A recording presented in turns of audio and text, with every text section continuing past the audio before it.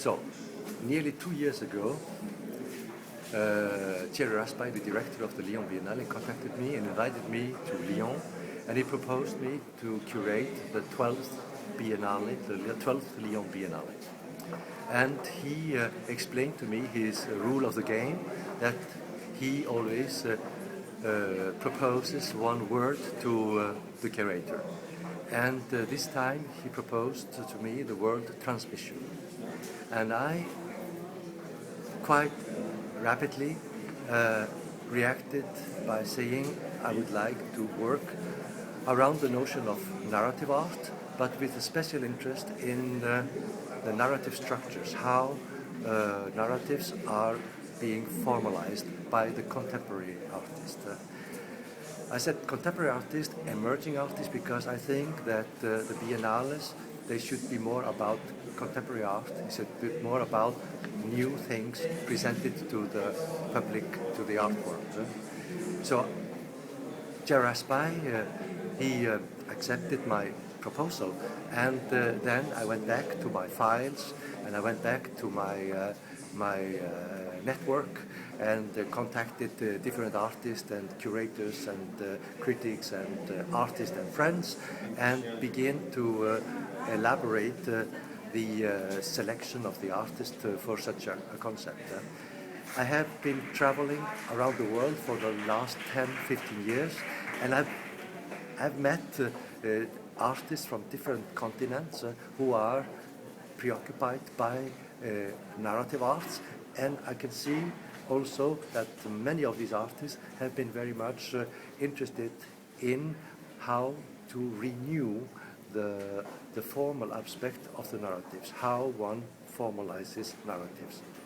So at one certain point I had found and I understood that it was possible to gather 50, 60, 70 young artists who would be telling us different kinds of stories and who would be proposing us different forms of transmission, different forms of narratives.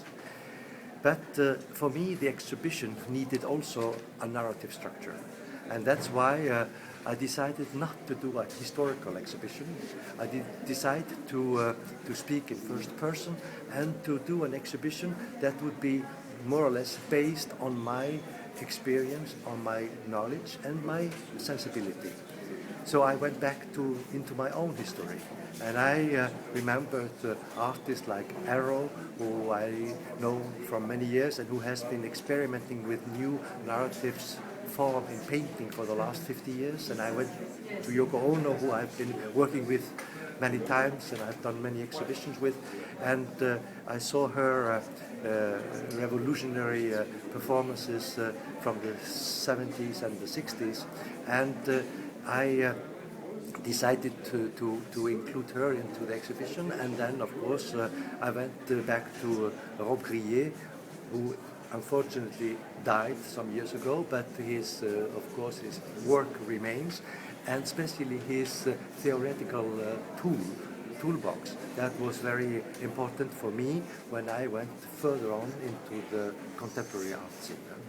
So at one point, I had these three historical artists who were also a part of my little personal art historical story.